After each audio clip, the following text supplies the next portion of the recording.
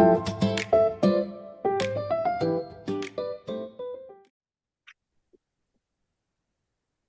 everyone. Welcome back to yet another episode of Tuesday Talks.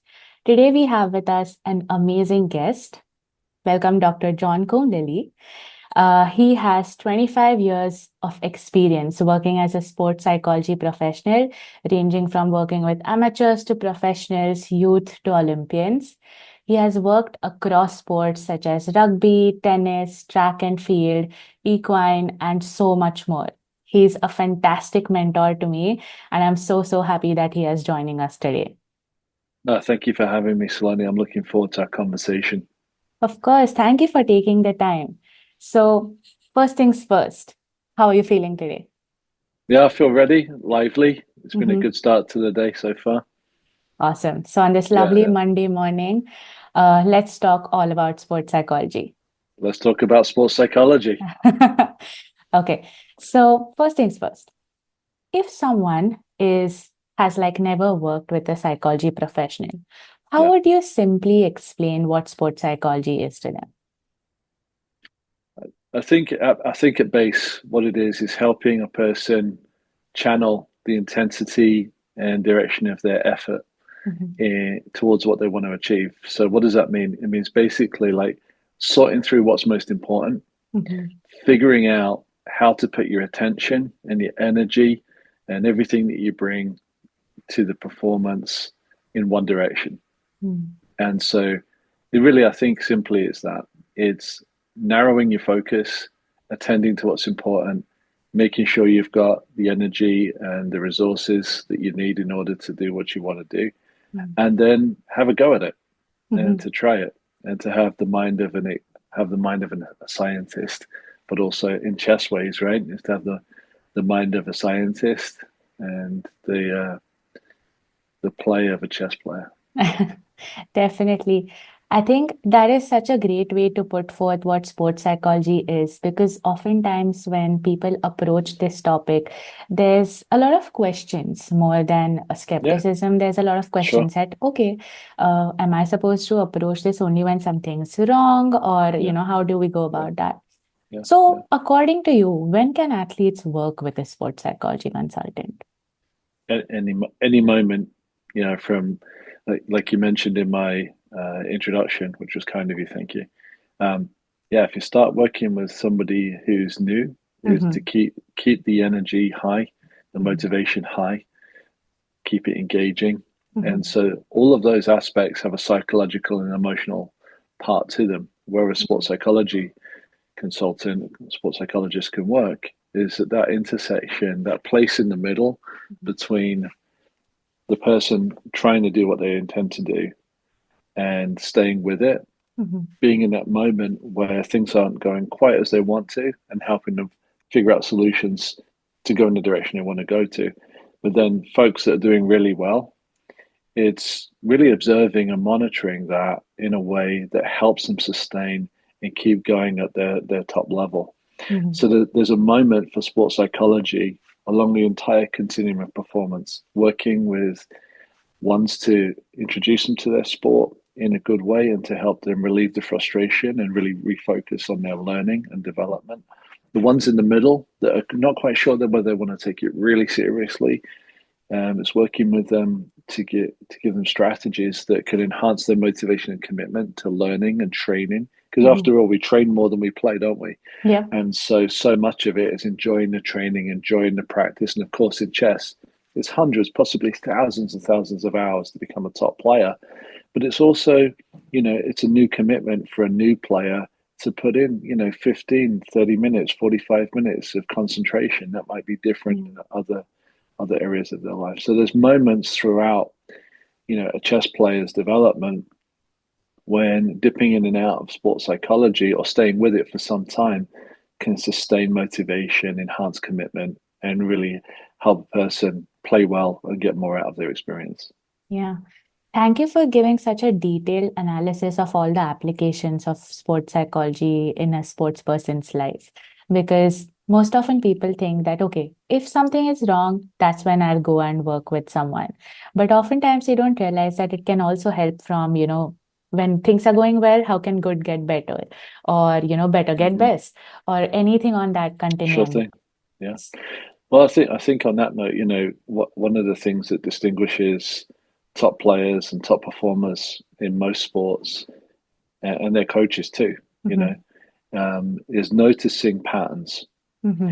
and then identifying within those patterns what needs to adapt in order to survive and thrive. Mm-hmm. And sometimes those patterns need to be changed. And so pattern recognition is a skill, and that you can develop that along all parts of the performance continuum. And you don't have to be, really old to identify a pattern, Yeah. and so they don't have to be necessarily more experienced. Sometimes a young player can identify something quite soon and go, oh, Mm-hmm. I need to do something different with that. So it's a skill that can be learned young, but it's a skill that can be learned at any time. This ability to identify patterns and to be ready to adapt according to what the pattern provides you as opportunities for good performance and good sport experience. Yeah. No, thanks for sharing that. What I can hear is almost how important self-awareness is then, considering how one can develop that awareness of their patterns. And Hmm. building upon that, let's talk some mental skills. You have Sure, worked sure. across so many sports. If you had to recommend that, okay, athletes who are looking to get better in their sport and develop their mindset, what do you think are some core skills that athletes, regardless of their sport, should work upon? Well, I can't answer this question without thinking about all of a person and all of a sport. Mhm. There's more to, let's say, for example, there's more to chess than chess, and there's more to life than chess. Yeah. But there's an intersection. There's an Mhm. intersection, and so what that is like, people don't often think about this, but in the context of a psychological and an emotional framework, Mhm. you actually need to have good nutrition. Mhm. You need to be physically comfortable, Yeah. and so that actually takes focus and noticing that the way your body is a skill in itself. Yeah. Chess is demanding, Mhm. um, and your brain needs nutrition, and so that would be a place to start. Is self-management. So a core, with self-awareness, like you talked about, a core skill is Yeah. self-management. That is the degree to which somebody looks after themselves so that their mind, body, spirit can do what they want it to do. Mhm. So another psychological skill is the belief, Mhm. the acceptance that you're important as a person Yeah. and that you're important to yourself. Mhm. And so you can see here, like the way that I approach things is to come at it from the point of view of grounding yourself in what it is. Now, of course, it's different for a young child versus an older adult. And so you have to have like developmental frameworks to handle that. Other core skills is the ability to notice what's most important in what it is you're doing. Mhm. Okay, so noticing, these days, okay, it's called like mindfulness and what have you, and it's been popularized with all kinds of, Yeah. jargon and that kind of thing. But essentially, it's what we've been doing for thousands of years, Mhm. noticing what's important Yeah. and determining. That's decision making. That's a skill. That's a Yeah. core skill. Decision make, deciding what's important, how to respond to it, adapting if necessary. And you can see the psychological flexibility is very important Mhm. to learning, growth, change, and improvement in life and in sport as well. So that physical foundation, the ability to notice, Mhm. decide what's important, make sure that what you've decided on, you can take action on, and then putting the pieces in place. So, for example, if you want to gain confidence, then you need to develop the ability to believe that you can be successful under progressive pressure. Yeah. So, confidence is absolutely critical when you're engaging in competitive behavior and competition. Yeah. You have to have belief. So, noticing, so self awareness, noticing, identifying what's important, effective decision making, developing self confidence. And because you've chosen what's most important, narrowing your focus Mhm. to that which is the most important thing. So that's concentration. Yeah. And then setting yourself up, or maybe you're working with a coach, or maybe you're working with other players, setting yourself up so that the people and the environment around you helps you commit your attention and your energy and your purpose to training and preparing well, and then developing into competition. So, other skills mean the ability to accept challenge and Yeah. then develop your skills against progressive challenge. Hmm. So much of this is like self-awareness, self-acceptance, effective decision making, Yeah. being motivated to work on the things that are most important, even when they're uncomfortable. And that's where commitment comes in.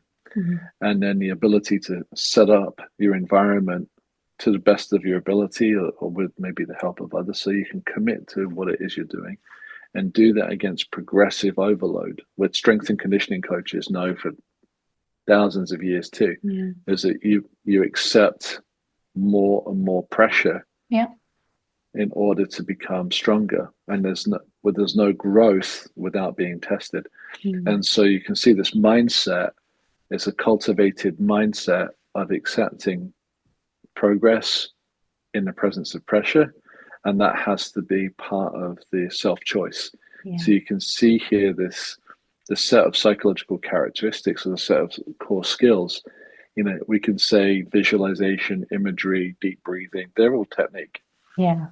And I would make the case that most people know how to breathe, otherwise, how would they would be alive? Yeah. Just to say, Yeah. okay.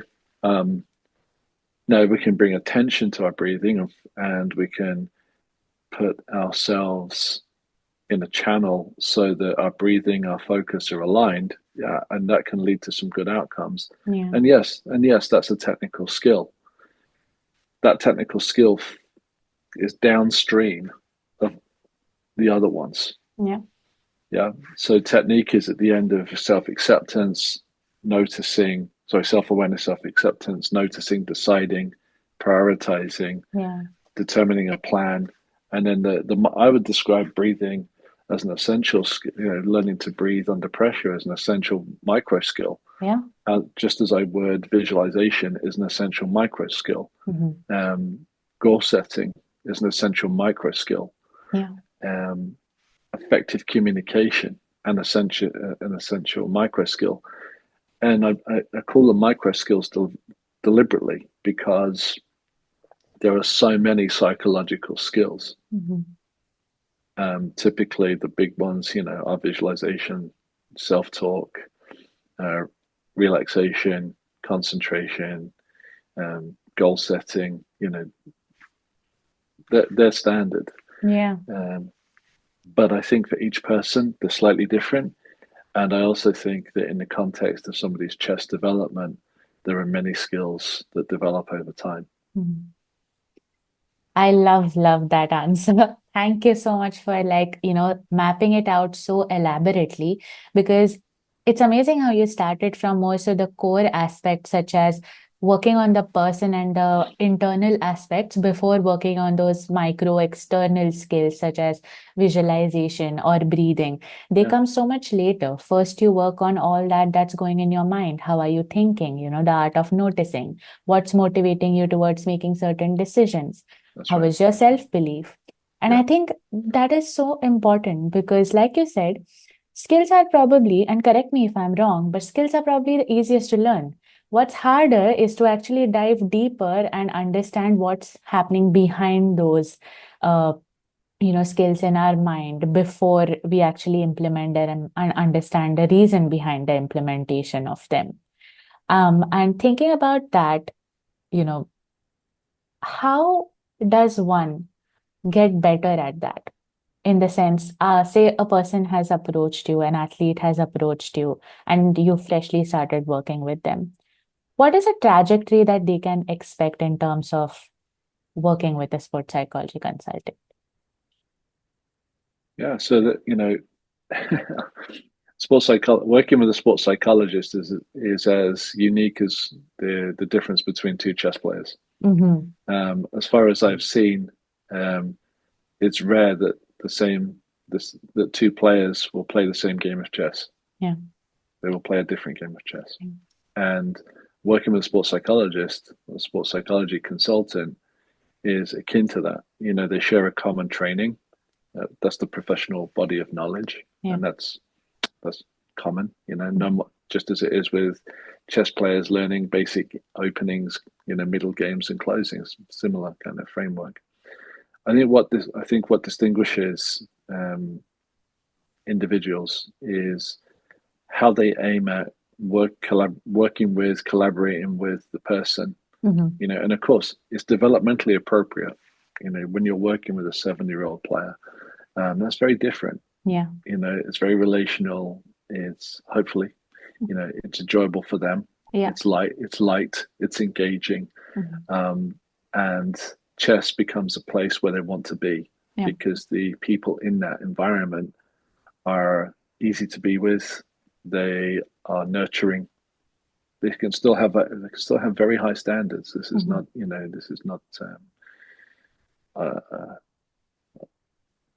a situation where you have to like sacrifice things. It's actually about choosing and channeling how to do what you want to do. So approaching someone is, you want to find out how you're going to work together.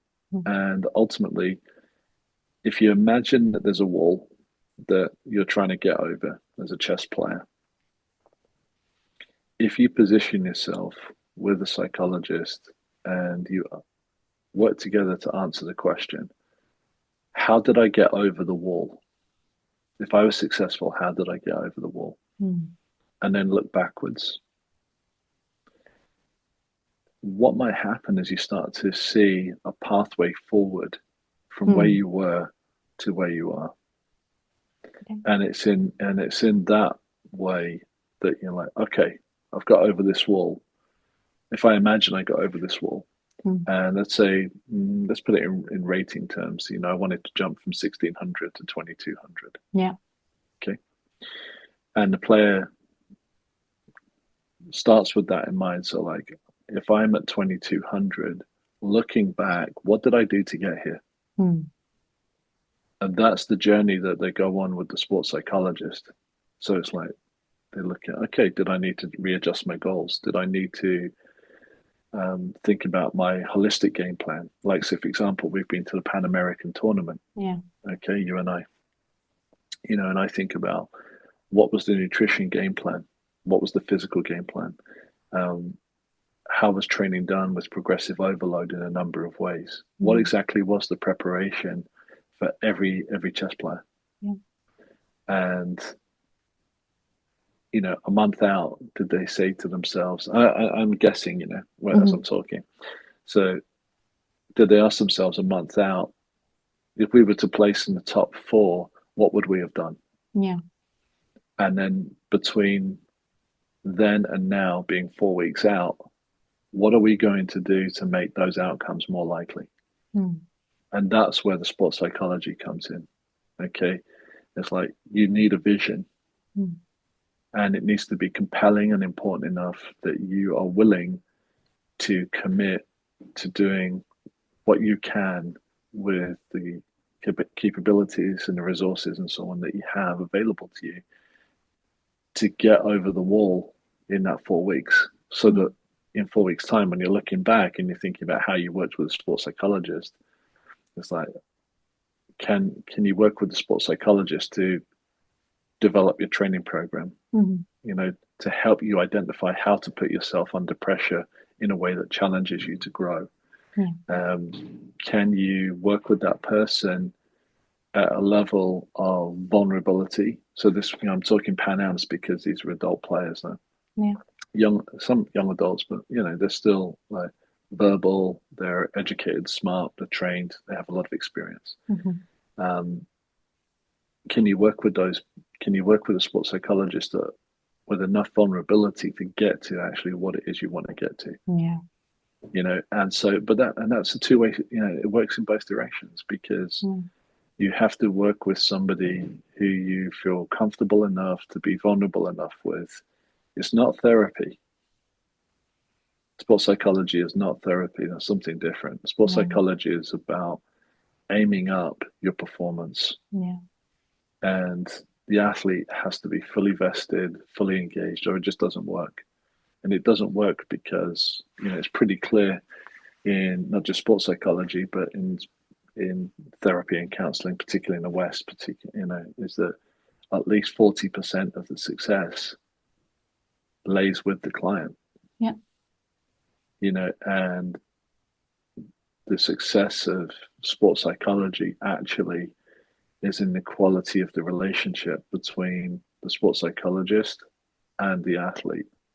Or if you're working with a team, let's say a team's preparing for next year's Pan Ams, it's like, do they start working with the sports psychologist 10 months away? Yeah. So proximity also matters. How, if you're just going to deal with problems, I'm not sure. I mean, I haven't seen many situations where that's gone well. Not just for me, but for colleagues. The research is pretty clear. Like it sucks. But let's say, of all these teams that took part in that fabulous event that we attended, the Pan Ams, let's imagine that a team decided, okay, we're going to work with a sports psychologist for 10 months. And we're going to maybe test the first 3 months because we got to figure out how best to work with them and vice versa. Okay.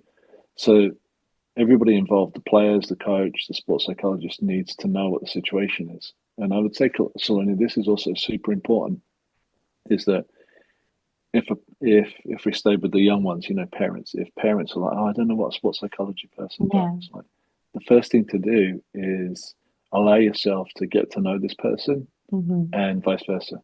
Yeah. And allow the space for the relationship to develop in the context of chess. True. Yeah. And if we're like working down the framework to like these Pan Am teams, it's actually allow the relationship to develop so that vulnerability is possible in the context of performance improvement. The psychologist is not an expert in chess. And I would say for chess teams, I don't know that you would choose an expert in chess because if you have a coach or if you're like a top player, let's say like I mentioned like 2200, so some incredible grandmasters to that event, right? So like 2600 and above it. So having somebody that's open-minded, willing to listen, learn, and adapt to chess, who has the novice mind, but the expert ability to translate what they know into value for the chess team and the chess coach, allow that to open up. And then I think you have the opportunity for a pathway of mental fitness, mental toughness, mental performance to develop over time. But you have to nurture it. You have to nurture the mental game just as you nurture the technical game. Yeah. No, I think that is so great because we looked at a lot of aspects about working with a sports psychology consultant, starting from the very foundation. How is your relationship with the person you're working with? Are you able to open up to them?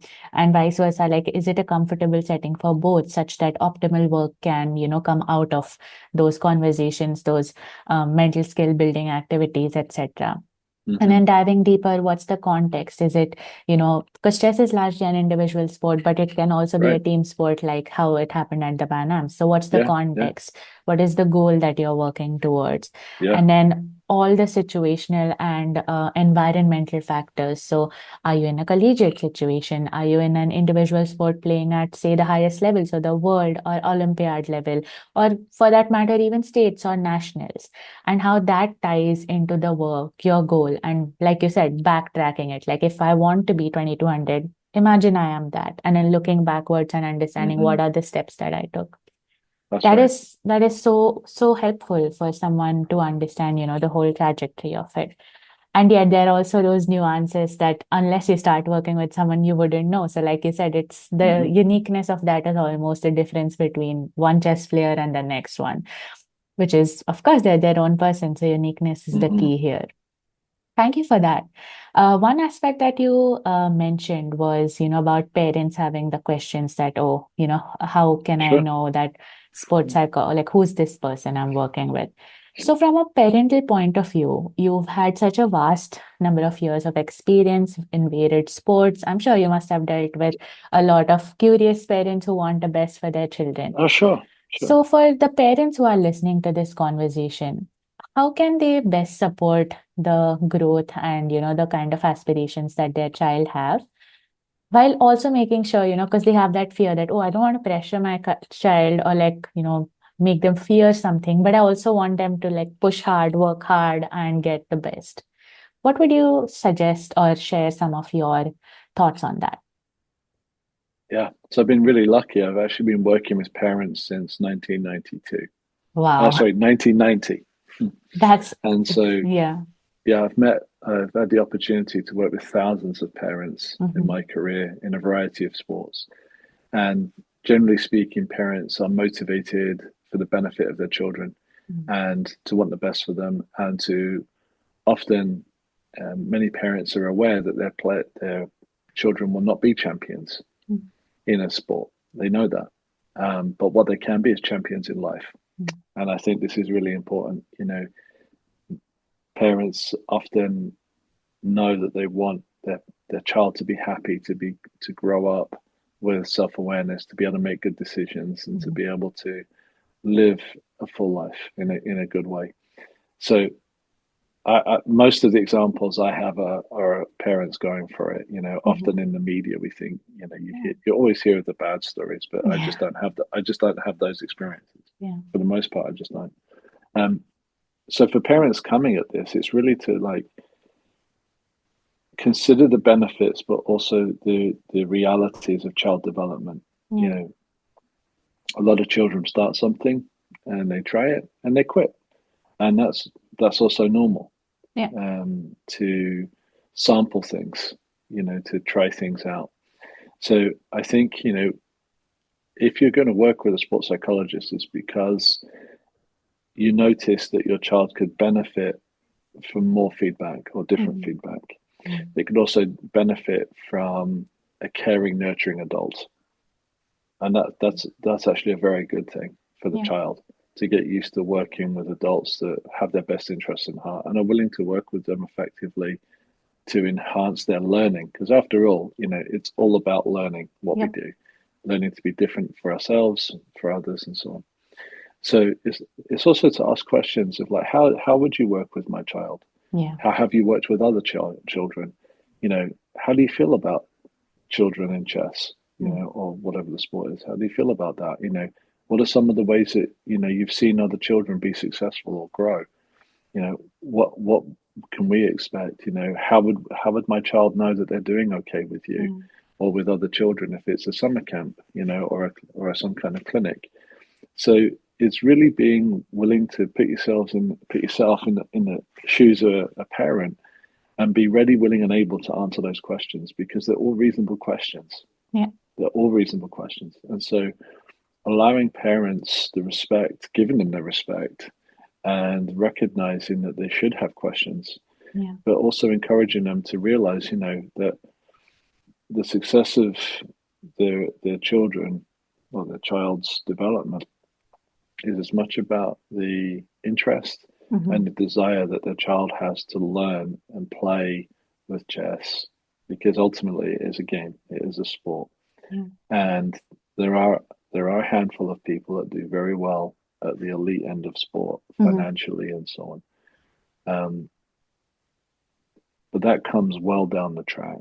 Yeah. Staying, helping their child to learn to love something, even trying them out in local tournaments, Yeah. like with like no expectations, just have a go. Yeah. Let's go and see what happens. See if you like it. See if you don't. What happens? So it's to have this kind of spirit of curiosity about the chess experience Yeah. yourself as a parent, that you can pass on, and engage with your child. After all, if they make a move, you can actually play. You can play the game with them. This is one of the things I love about chess. Hmm. That's so different from so many other sports, is that parents cannot play the game at the same time They're playing, you know, sorry, what I'm trying to say here. A parent can't play soccer Yeah. at the same time the child is playing. But let's assume I'm watching my child and I watch my child make a move. Because of the speed of chess, I can play that game at Yeah. the same time. I can actually experience my child's thinking if I want. And Yeah. now we're connecting. Okay. Like And that. now Yes.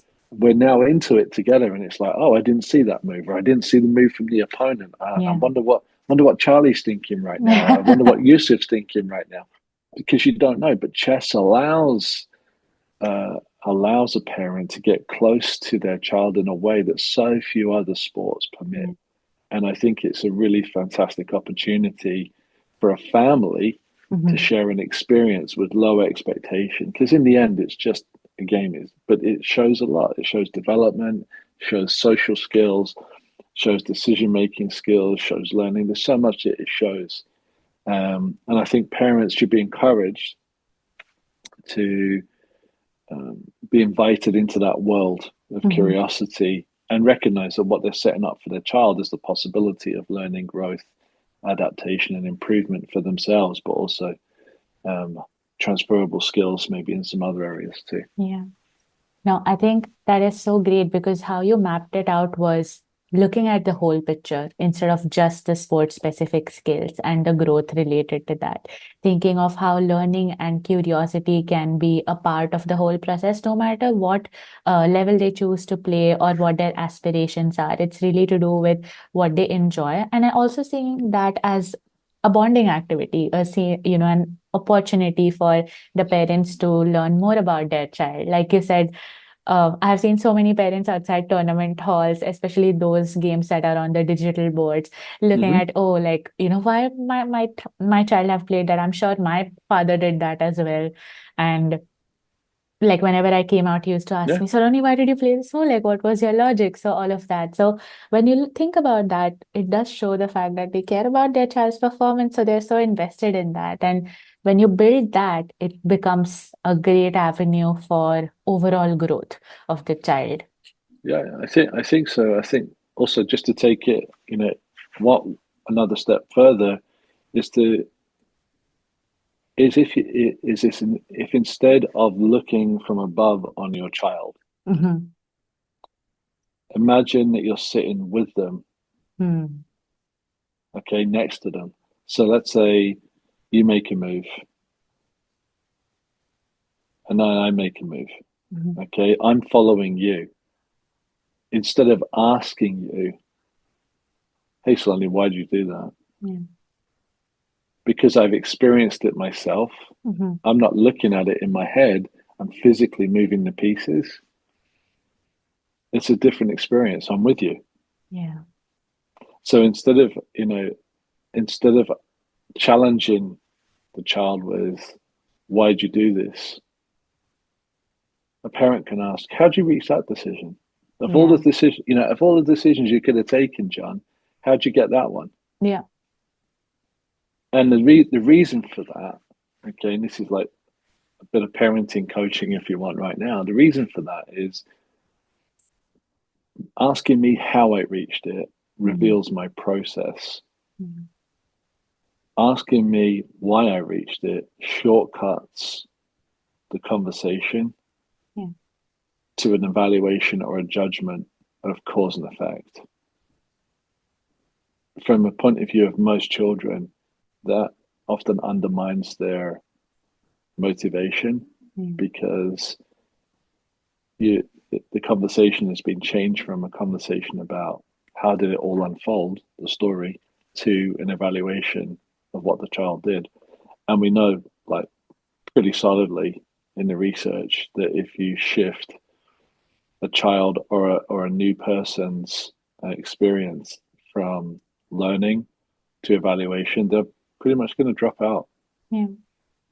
So as a parent, you have great opportunity to create learning as a way of relationship versus evaluation as a way Mhm. of relationship. It's very different. No. Wow. Thanks for sharing that. I'm sure that the parents viewing this will get some really interesting ideas from this conversation and this input that you have just put forward. So Yeah, thanks for that. you're welcome. And, as we are coming to the end of this interview, I want to Sure. ask you one last question. Mhm. What is your message to all the chess players watching this and their aspirations of working with a sports psychology consultant to get better at the game?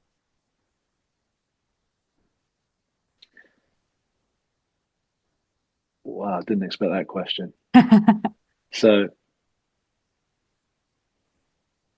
have a vision for yourself as a chess player Mhm, and as a person, mhm, and ask yourself, if I can do most things alone, what assistance do I need for the bits that I can do on my own? I need feedback and I need support with to move me towards where I want to go to. mhm, Another place to start, because there are many ways to do this, another place to start is to do an inventory, mhm, profile yourself, like what are my strengths, what are my weaknesses, um, where do I need to grow? Like mhm, if I'm gonna raise myself up, mhm. what's the gap between where I want to be and where I am? Yeah. And how can my mental game plan develop with my technical game plan together in order to close the gap? Yeah. So you do a gap analysis.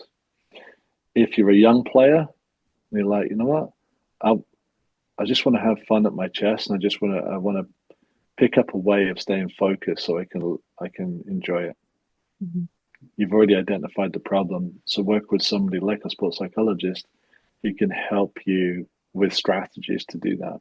mhm.